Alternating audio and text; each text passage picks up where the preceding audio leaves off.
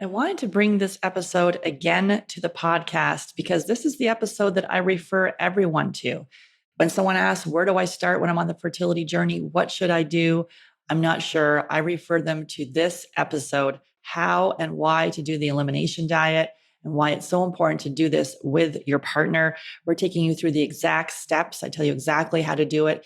And then also make sure that you access that free recipe guide, and that gives you the actual recipes, meal plan, grocery shopping list to get started. So I highly suggest that you select a date.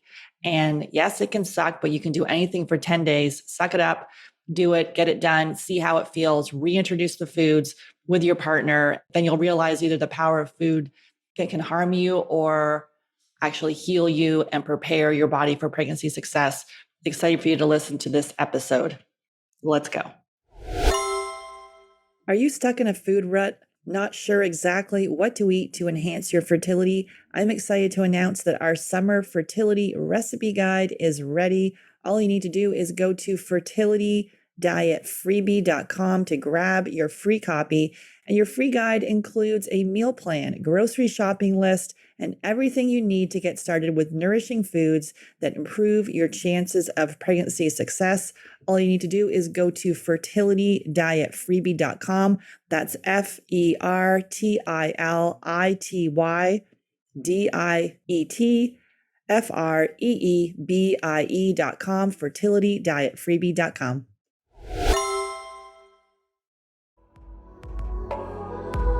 I didn't need to go to donor eggs. Obviously, I don't regret it. I have beautiful children. I could have done things differently. I was still cycling back in my 20s. I could have looked at my health, the environmental toxins, the stress I was under. Many women are being told their eggs are too old. That's an assumption. You can't test egg quality. Many times it's the man. It's the man who's got a food sensitivity or the zinc deficiency. There can be a root cause to these quote unquote period problems. The doctor will pass you a pill without any question of why. Why is IVF the first step? Because we believe it should be the last step. Welcome to Get Pregnant Naturally, where functional medicine and natural fertility solutions will help you get pregnant and have your baby.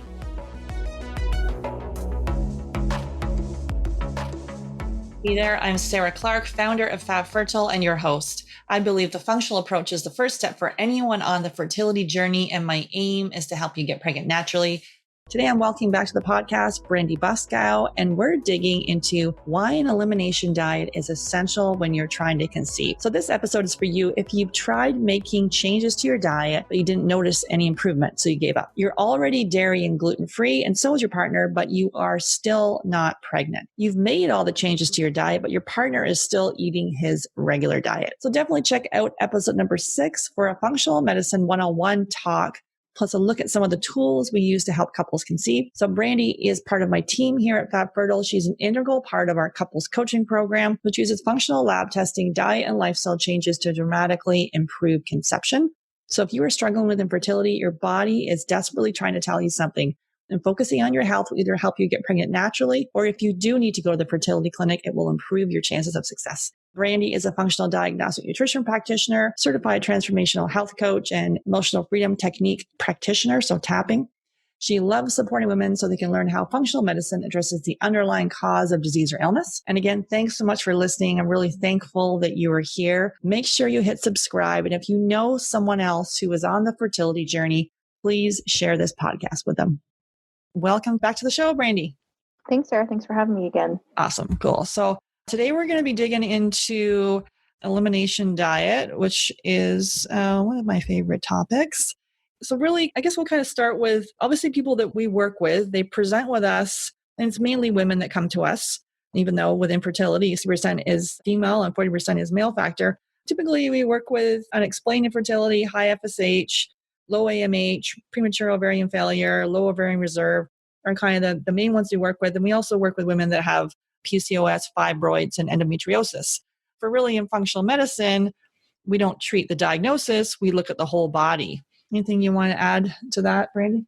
Yeah, for sure. So everything that you just described is essentially you've gone to your doctor and your specialist, you've tried to get pregnant, and you haven't been able to, and they've diagnosed you with these specific things.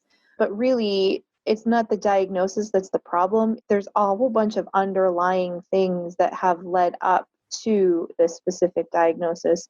And so when we work with people and we coach them using a functional approach, that's what we look at. We look at all of the underlying stressors or things that have gone on in your life that could have contributed to this specific diagnosis, and we help you work on all of those underlying factors.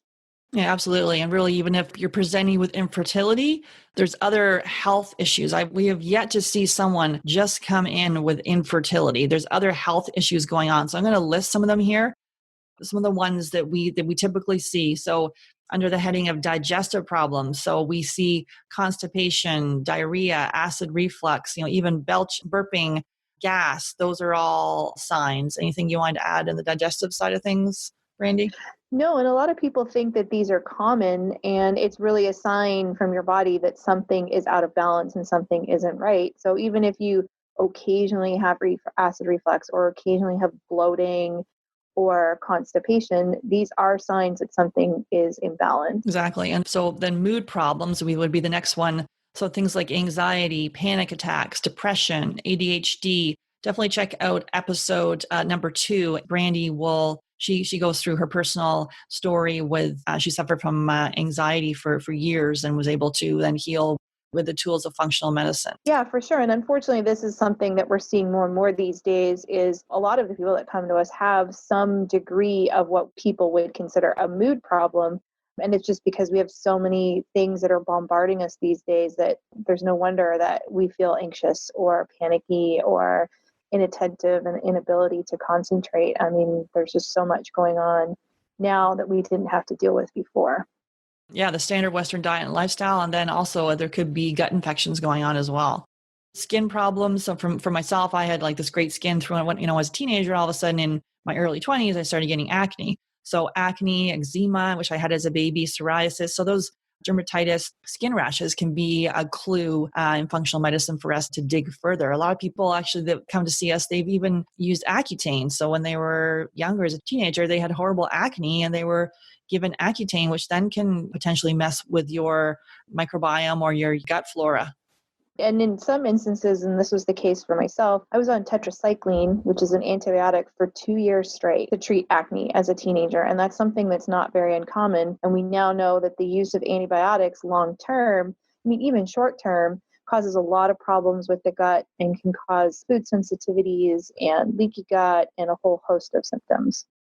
The next one we have is joint problems. So if you're having joint pain, muscle pain, arthritis, those are clues. Sometimes we think we're just, we're stiff and it's normal to wake up feeling this way. Well, that's again, your body's trying to tell you something. That's something we need to dig a little further. Mm-hmm. Mm-hmm. Yeah, like you said, occasionally we will have these things if we work out too hard, but if you're always waking up and you're really stiff or you always have pain, again, it's a clue. Sarah likes to say our body whispers to us by giving these little symptoms. And then after a while, when you stop listening and you don't hear those whispers, then you get a whole bunch of symptoms that create disease and you get a diagnosis. So it's important for us to kind of take a step back and look at all of these little minor things that we think is not a big deal and realize that these are clues that our body's giving us that something isn't right.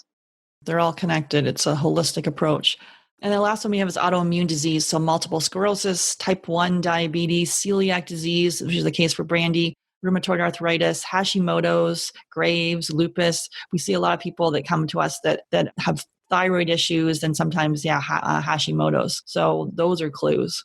For sure. And the diagnosis of an autoimmune disease, again, is the culmination of there was probably many years of symptoms that went unnoticed or undiagnosed that led up to the actual diagnosis of the disease. And you may have heard about leaky gut, and sometimes the root cause of some of the complaints that we just mentioned is due to leaky gut. So we'll have Brandy just kind of explain leaky gut a little bit to us. Sure. So this is a term that many people may have been hearing a lot recently, especially in functional medicine or alternative practitioners. And essentially what leaky gut means is if we imagine a cheesecloth, it's got little tiny holes in it. And if we imagine our gut as a cheesecloth, those tiny holes are a healthy gut that allow just the right amount of nutrients to pass through the gut wall as we're digesting them and into our body to be used as nutrition and repair and for all of the systems and activities that our body needs these nutrients for. But when we have a leaky gut, what happens is those holes get bigger and bigger and bigger. And so like we're poking these bigger holes in that cheesecloth. And so larger particles of the foods that we're eating are passing through the gut wall. And because they're larger, the immune system doesn't recognize them and it thinks it's an invader. And the immune system gets on high alert and starts attacking it and creates a cascade of symptoms like inflammation. And then we start getting the symptoms like we just read, digestive, mood problems, skin issues, joint issues. And so there are many things that can lead to leaky gut. Stress is the number one thing, and we all have stress in our lives. So an overabundance of stress, whether it's mental, emotional stress, physical stress, like you've had a car accident, environmental stress, so the toxins that we're exposed to in our environment. It could be stress like insulin being high all the time. So if you're eating a lot of carbohydrates and your blood sugar is going up and down constantly, that is a stress on the body. The foods that you're eating. So if you're eating foods that your body is just innately sensitive to, that is a stress as well. And so all of these things, when combined together over a prolonged period of time, can lead to a leaky gut. And then we start to have symptoms. And the symptoms, if they're not rectified and we don't start healing the gut, we start then getting to the point where the symptoms are so severe that we get diagnosed with a disease. Yeah, so there's mental, emotional stress, the physical stress, obviously structural stress. Sometimes you could have something in your body that's out of alignment. The environmental toxins, which we always suggest people to look at their personal care and their cleaning supplies and switch to more natural options. As you said, insulin. So those are some underlying causes. And what about, we always recommend everyone to look at 100% organic, switch that, make sure you're not having any GMOs. But what about glyphosate, which is a herbicide used, which is sort of Roundup? What is a herbicide used? What about the connection with that with leaky gut? So there's a lot of studies that have come out recently linking glyphosate exposure, which almost all of us are exposed to, and how it disrupts the normal bacteria in the gut. So we are more bacteria and pathogens than we are normal human cells. We know that's been proven. And we need to have these microbes. They're important. They do a lot of processes in the body. They create B vitamins. They help with enzymes and digestion and keep our immune system healthy. But when we ingest glyphosate, there is, like I said, studies now showing that the glyphosate is causing a radical disruption in this microbiome that we have and creating imbalances where it's affecting our good microbes that are supposed to be there to keep us healthy, lowering those and allowing the bad pathogens then to now come in and take over and overgrow. And that's where we start getting things like parasites or pathogenic bacterial infections, which then lead to leaky gut and symptoms.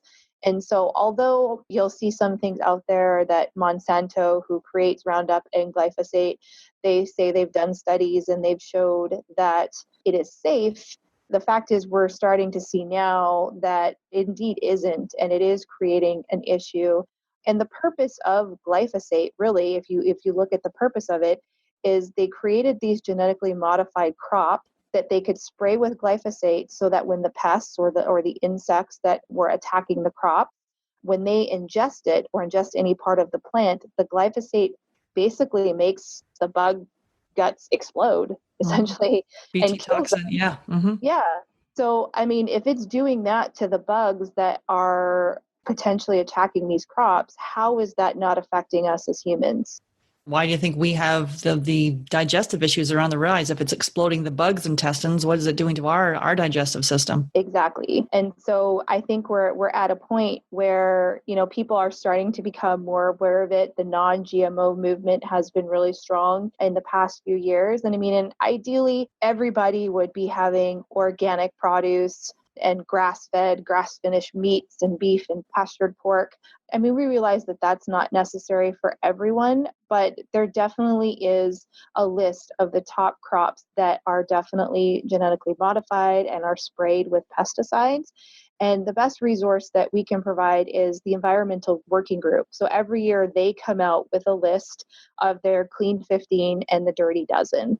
And so they'll list on that little infographic. You can go on their website and even print out a little card that you can keep in your wallet when you go to the grocery store. But they will list which fruits and vegetables are the safest and have the least amount of pesticides. and which vegetables, if you're going to buy them, it's very, very important that you buy them organic.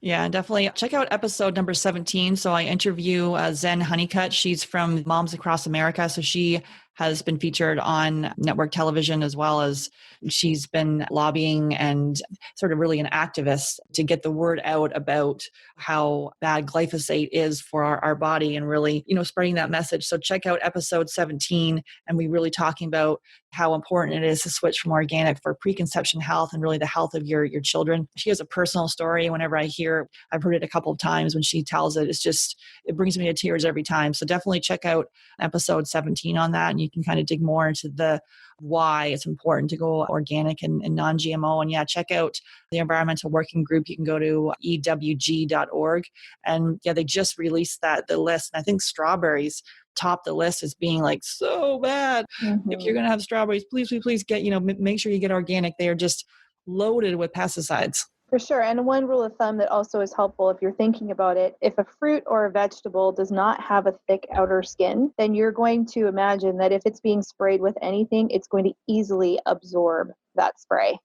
And so things like you said, strawberries and greens and leafy greens, those are easily going to absorb the toxins. And so you definitely want to go with organic whenever possible. Yeah. So really in our couples coaching program, so that's a 6-month program where we work with couples to help make this, using functional testing, using mindset shifts, and looking at diet and lifestyle. One of the first places we start after we have them do a food sensitivity test is we have them do an elimination diet. While we wait for the results of the food sensitivity, we want to have them experience what it's like to remove these top allergens from your diet and see how good you can feel. Because sometimes you don't know how poorly you are feeling until you feel freaking awesome. So the elimination diet and food affects, you and I, Brandy and I, like differently. So it's important to go through the steps, because we've had people get a food sensitivity test and kind of go, oh, great, I can't have any of that stuff. And then it's sometimes can just be a little overwhelming, even though we do recommend that as part of it. So we like to start with the elimination diet, and we'll take you through here. So really it's taking out specific foods, and we'll let you know what those are. And then you gradually reintroduce them. Take the foods out for 10 days, and then you gradually reintroduce them over the course of 30 days. And Brandy, do you have anything to say before we go forward on that? No, so the reason it's important that we do a food elimination diet is, like you, Sarah, said, if you don't take something out of your diet, you have no way of knowing how it was affecting you. And I've often gotten the question, I took this food out and I reintroduced it and I really didn't feel anything. But one of the things to keep in mind, especially for the more common foods that people are sensitive to, or the more common foods that are genetically modified, that even if you take it out, and although you may not feel a negative reaction, there's no way for us to be able to feel the internal inflammation that could be going on over a period of time. So it could be creating chaos internally, and we may not feel it right away. And that's why we're always talking about the importance of non-GMO foods and organic foods, because even though you may not have a direct reaction, some of these genetically modified foods, especially corn, it's the most highly GMO food, you may feel okay, but it can be causing symptoms internally that you're not aware of yet.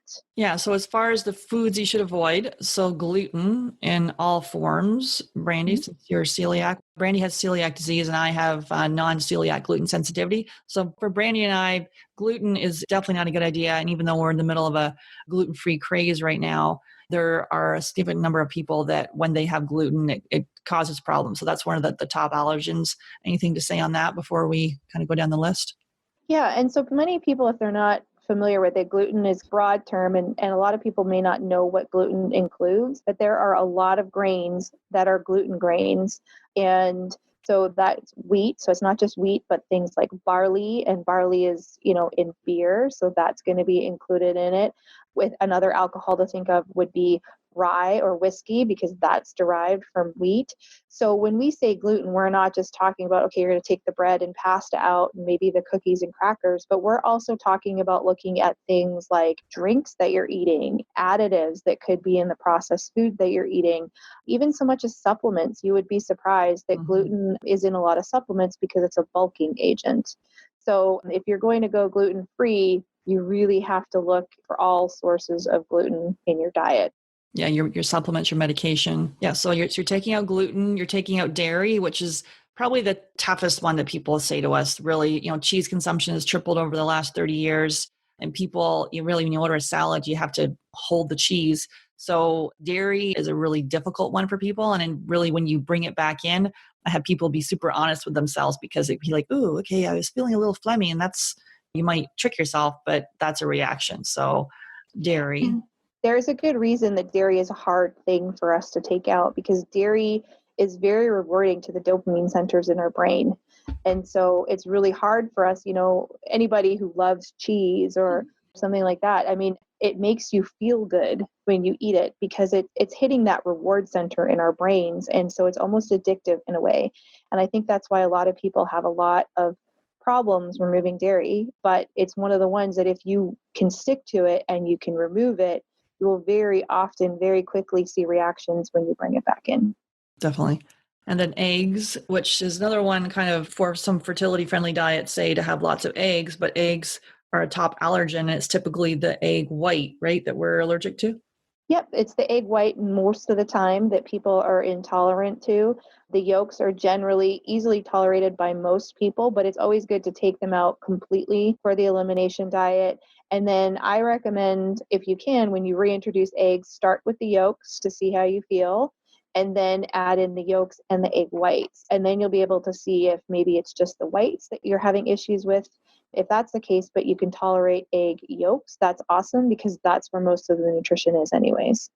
The next one is corn, which again is one of the top genetically modified foods. So I've had people bring back in corn and this flares up their asthma, and corn is something that I avoid. Yep, for sure. 100% corn. Yeah. And then peanuts is another one that we have you take out. And then the last one is soy. So there's a huge, when people, switched away from from dairy milk, they went to a lot of soy milk, which then can have phytoestrogens, and then that can play with your hormones and then also cause intolerance. Anything you wanted to say about soy? Yeah. And soy is actually very genetically modified as well. If you can tolerate it, there are some instances where soy can be okay, and that would definitely be organic fermented soy. Right. And that's really how soy is meant to be eaten. If you look at people in Asia, when they eat soy, they kind of use it as a condiment and they use it in a fermented form, and they don't eat it at every meal. They're not having soy crisps and soy milk and tofu and with everything they eat. It's just a light condiment that they bring in, and it's usually organic and fermented. Yeah, something like miso. It's good. Mm-hmm. Another one, so these are some of the other little ones to look at. So you really become a food detective while you're on this elimination diet. So food colorings, yellow number 6, red number 40, like some of those food colorings, which in processed foods, they show up a lot. So you really want to avoid those food additives and preservatives. And also processed sugar. So that is not on the elimination diet as well. So you're taking out processed sugar. So you can, swap in some maple syrup or some organic honey. So it's not like you won't have any sweet treats unless you do have an insulin issue going on. Then you probably want to look at an organic stevia or xylitol, or is it monk fruit? What were some other ones? Yeah. And sugar, like you said, there's the two reasons. One of them is the blood sugar issue. We don't want to be having a whole ton of sugar and causing our blood sugar to go up and down constantly throughout the day. But sugar, conventional sugar, is actually very highly processed and it's genetically modified. So 2 reasons why eliminating processed sugar as much as possible is going to be important. Yeah, so those sugar beets, again, you've got genetically modified. So some of the top genetically modified foods, so we have corn, like we talked about, soy, we talked about the sugar beets, canola oil, which is in a lot of chips and those sort of things, cottonseed oil, alfalfa, zucchini, yellow squash, papaya from China and Hawaii. Make sure you choose organic there. And also you want to make sure you avoid artificial sweeteners because those can create anxiety and have difficulty sleeping, and you really want to avoid those. Anything on the artificial sweeteners? Yeah, so I mean, they are, like you said, they're neuroexcitatory, so they do have an effect on the brain. They're also very disrupting to the gut microbiome and your gut. So things like Splenda or sucralose, so that is another name for Splenda, and it's in a lot of low carb foods or sugar-free foods, and things like Sweet and Low. those are actually shown to cause issues with the gut. And in fact, there's some of these low carb sweeteners that, even though they're no calorie, they do have an effect on your blood sugar and your insulin. So it's really important to watch out for those. And if you are going to stick to something that's non-nutritive or 0 calorie or artificial sweetener, like Sarah said, Splenda is a great option. Monk fruit and erythritol would be another one that I would recommend. But if you have issues with gas and bloating, you may find that monk fruit and erythritol cause that to be worse. So you have to do a little bit of experimenting. And then again, some of the natural sweeteners are okay in moderation. So things like raw honey, maple syrup, those, and even dates. There's a lot of things like date sugars out there, which you can use as an alternative. But again, moderation is important. Yeah, I think you inadvertently said Splenda, so it's stevia that is recommended. Splenda is not recommended. Right. Sorry, stevia. You are correct. Yes. Yeah. Eating for your fertility does not have to suck, and it is not about deprivation. It's eating food that tastes amazing and nourishes your body as you prepare for pregnancy success. I'm excited to announce that our summer fertility recipe guide is here. Go to fertilitydietfreebie.com. That's fertilitydietfreebie.com to grab your copy.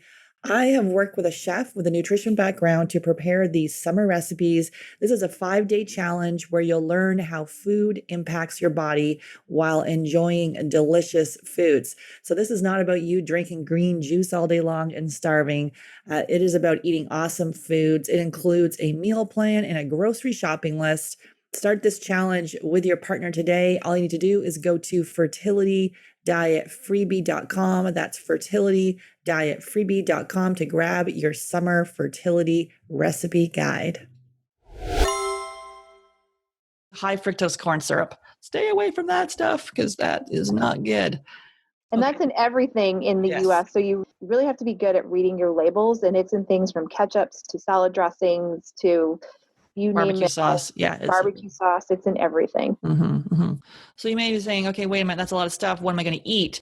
Really, it's almost like just to look at, shopping the periphery of the grocery store. It's kind of by that Michael Pollan. Is it Pollan or Poland? I always want to say his name wrong, but Pollan, yeah, from the food rules. If your great grandmother is like, what is that? You don't want to eat it. So really, what will you eat? So we're looking at grass-fed meat, wild-caught fish, organic poultry, looking at fruits. You want berries and green apples, so low glycemic fruits, lots of veggies, lots of green vegetables, kale and collard greens, Swiss chard, organic rice, legumes, except you don't want to do peanuts, nuts and seeds, and any of those non-gluten grains like millet or quinoa or amaranth. Yep. So essentially, basically, plants and meats and back to the basics, and anything that doesn't come in a box or has a nutrition label on it, you're probably good to go with those. Yeah. So then the next part of the phase is, so basically you're taking all those foods out for 10 days. And then just know in the beginning when you take it out, probably for the first 3 or 4 days, don't plan anything too strenuous. You could have withdrawal symptoms. You could feel headachy and fatiguey and are sort of fatigued. So you may not feel that great. So just kind of be aware of that.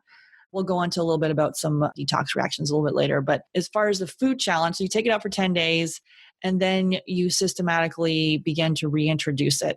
And there's a protocol here, the order of reintroduction. So you bring back corn in first, and you want to make sure that it's organic and non-GMO, and you're having it 3 times a day. Now, if you have any immediate reaction, you would stop taking it. And then you're going to get out your little food journal. You can go to the Fab Fertile support group, and in the files info section of that group, there's a symptom checklist, and you can download that little form. And so if you bring back in corn, you're like, ooh, my digestion goes funny, or wait a minute, I have some gas or some burping, or my mood goes funny. There's all those symptoms are on this checklist. So you can use that. So really you're bringing back in corn, then you're going to bring back in peanuts, unless you have a known allergy to peanuts or mold. Then you're going to bring back in eggs. So you want to make sure organic and free range. Soy, you may not want to bring this back in, but if you do bring it back in, it's like we talked about bringing back in miso or tempeh. And then you want to bring back in dairy. Always want to go for organic, grass-fed.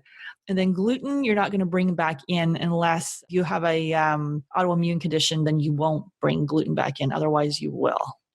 And I actually recommend, to be honest, with gluten, it's really, if you can avoid it, it's not necessary to bring it back in. I think most people would do well with avoiding it as much as possible. That's But right. it's always good to try it just to see on that occasion.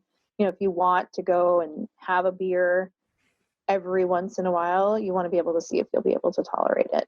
Like we always recommend as a minimum, take out dairy and gluten for 60 days.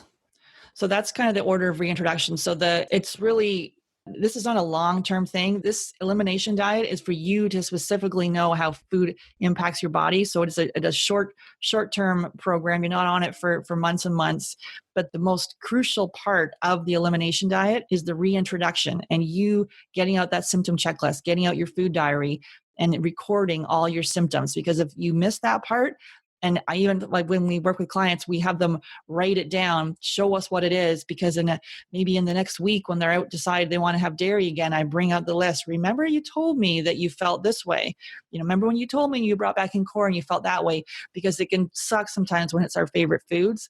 But, again, your body is telling you something. It's giving you some clues. And for us to really listen to it and record very diligently what it is, because this is the whole point of elimination diet. It's to know how the food impacts your body. Yeah, and that's why it's important to write it down and be honest with yourself. And the one thing to remember about bringing these back in is you may not have a reaction right away. You may have a reaction the next day. Mm-hmm. So if you've been doing the elimination diet and your sleep has been really great and nothing else has changed, and let's say you bring back in corn, and the next, that night you just don't sleep well, and then the next day you wake up and you have brain fog and you just feel like you can't function, that's a sign that your body was not tolerating that corn correctly. It could even be so much as maybe you get a headache, or all of a sudden your skin starts getting itchy, or you have acne pop up. Again, that could happen a day or two after you've reintroduced the food. And so that's why we have you reintroduce one food at a time over a couple of days, so you can really see if there's anything that comes up. And that's where you, like Sarah said, you need to be honest with yourself and journal it so that you can see this really is causing a problem and I do need to avoid it. And when you do the elimination diet, you want to make sure that you're not playing it around a vacation time or special events if you got weddings or parties coming up. Having said that, there really is no perfect time, but you want to make sure that you can 100% commit to it, because it really is that 30-day period where you're really listening to your body. And I'm just going to touch right now on going gluten light and dairy light and really why that's not going to work. Brandy, can you dig into that for us? Yeah. So, gluten light or dairy light, it's the same thing as being, well, I'm kind of pregnant, but I'm kind of not. You either are or you aren't.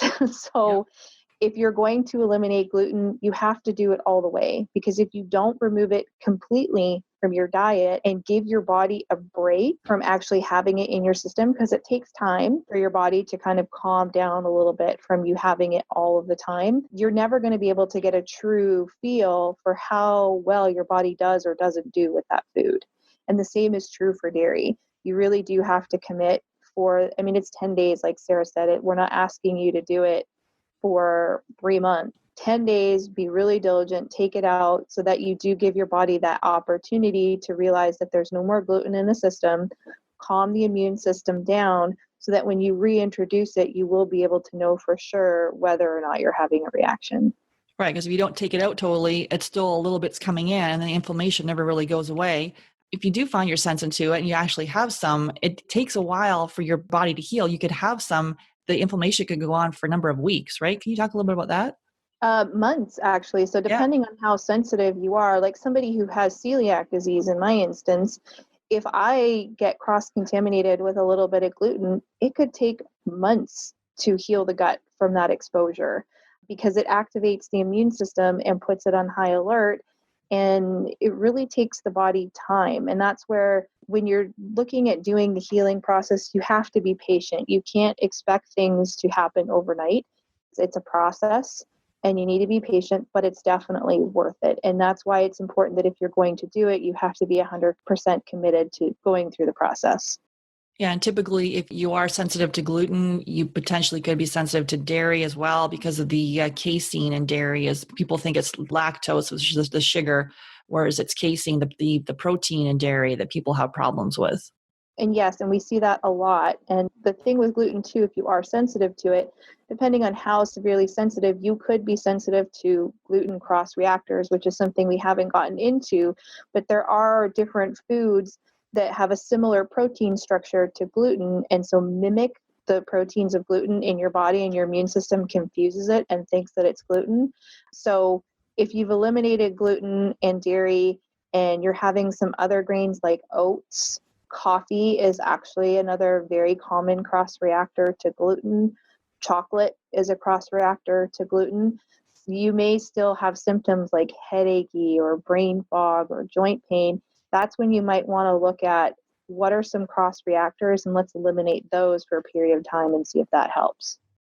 And that's where it's important to work with a trained professional in this, because it can be overwhelming. You're like, I don't even know what's going on here. So it's because you can take it, so there's going gluten-free, and then if there is perhaps not, like myself, non-celiac gluten sensitivity, then you could have issues with cross reactors.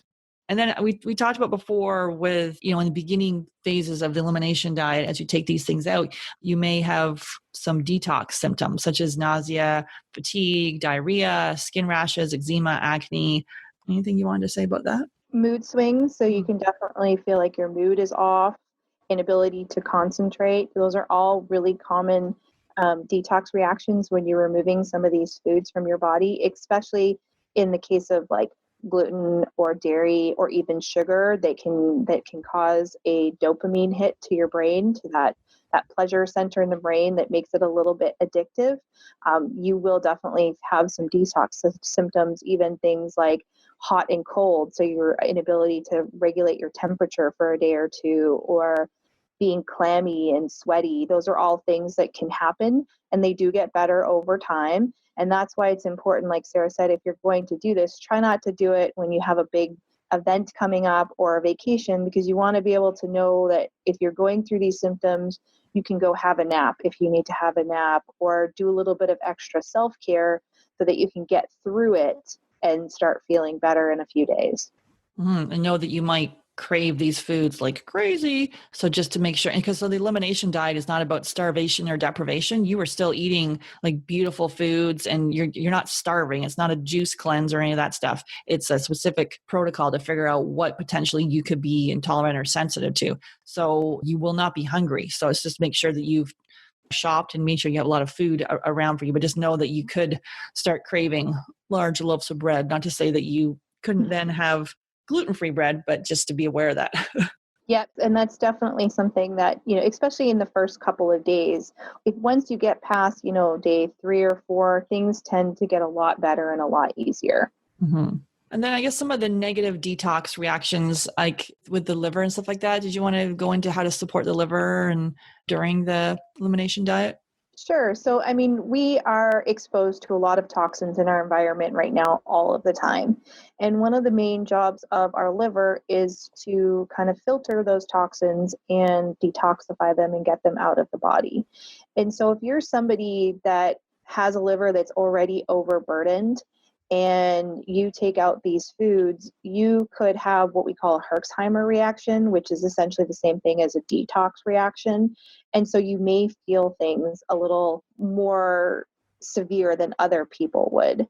And so that could be an indication that you need to support your detox pathways by making sure that you're eliminating every day. So you're drinking plenty of water so that you're urinating enough.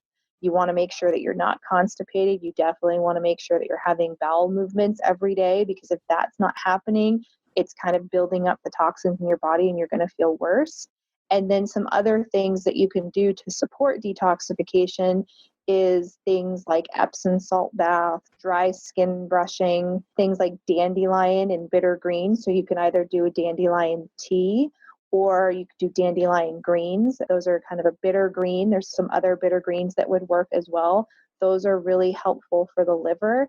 And then something like milk thistle, which is known to help the liver and support the liver as well. And again, you can get milk thistle either in a capsule or in a tea, but those are some things that are going to help you keep those detox pathways open, which is really important, especially when you're going through an elimination diet and if you're having some negative reactions. Yeah, the Epsom saltiest one, you can get that at your local health food store, and really just take a cup of Epsom salts. You can also do some Himalayan salts in there and throw in, if you want to throw in some essential oils like lavender or something else that you enjoy, and put that in the bath. And that's really relaxing, and then also helps with magnesium as well. Mm-hmm. And one of the other things that I wanted to mention too is that if you are having these reactions, especially if the fatigue, you may not feel up to exercising, which is totally fine, but it is still important for you to move, because if you're not moving your lymph. And the lymph is a system of vessels throughout the body that carries waste products. And so it doesn't have a heart like our circulatory system does for our blood to pump it. So we have to be moving to move that lymph. And that's why dry skin brushing is very helpful, but walking is also very lymphatic. So if you only have the energy just to go out and do a walk, that's fine. It's actually probably a really good idea to do that, because you're getting the fresh air, you're moving your lymph, and you're kind of helping things move along. Mm-hmm. Rebounding is a good one too. Jumping on the little trampoline if you have one of those guys. But yeah, and also the dry skin brushing. I've just gotten into a routine where I do that every morning before I get in the shower. Just have a little brush of the skin, get rid of the toxins that way. Anything else, Brandy, you wanted to add? No, I think it's a good idea for everybody to at least once do an elimination diet, just to see how these foods are affecting them. It might be a good place for you to start if you're having the standard North American diet and you've never done something like this. This is a good thing to start with, so you can see how the food is affecting you, and maybe, get a partner on board with you, do it at the same time. And then it can give you some insights and some motivation to maybe make some changes that you may need to start making to make improvements in your health and contribute towards improving fertility, because every little step that you take is helpful. And I think it's a good idea that everybody tries this at least once. Exactly. To me, this is super empowering. This is how I discovered my tolerant to dairy, gluten, and corn. And, I discovered it years and years later. I was fully in menopause. So if you're still cycling and you still have a period, there's things we can do. And starting, looking at the elimination diet and then looking at other functional tests. And there's things that we layer in. But this is just a really good starting point for you to kick this thing off, and just for you to really realize how important what you place on your fork every day really is. So awesome. Yeah. I was just going to say, it's extremely important, and it's going to set you up for healthy pregnancy, healthy postpartum, and then it also helps set you up to be a good role model to your kids in the future. Absolutely. Absolutely. Awesome. Well, thanks for coming on the podcast again, Brandy. I love talking about this topic. It's just one of my passions.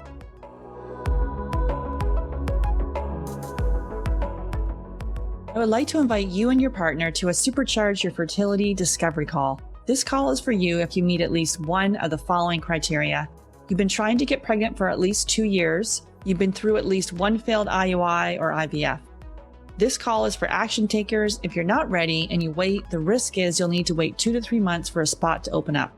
If you're seriously considering work with us, go to fabfertile.com. That's fabfertile.com, and click on Apply Here. That's fabfertile, fabfertile.com, and click on Apply Here. Then you'll be booked in and ready to spend 30 minutes to give you the action plan to getting pregnant naturally. The Get Pregnant Naturally podcast, including show notes and links, provides information with respect to healthy living, nutrition, lab testing, and is intended for informational purposes only. The information provided is not a substitute for medical advice, diagnosis, or treatment, nor is it to be construed as such. We cannot guarantee that the information provided on the Get Pregnant Naturally podcast reflects the most up-to-date medical research. Information is provided without representation or warranties of any kind. Please consult a qualified physician for medical advice, and always seek the advice of a qualified healthcare provider with any questions you may have regarding your health and nutrition program.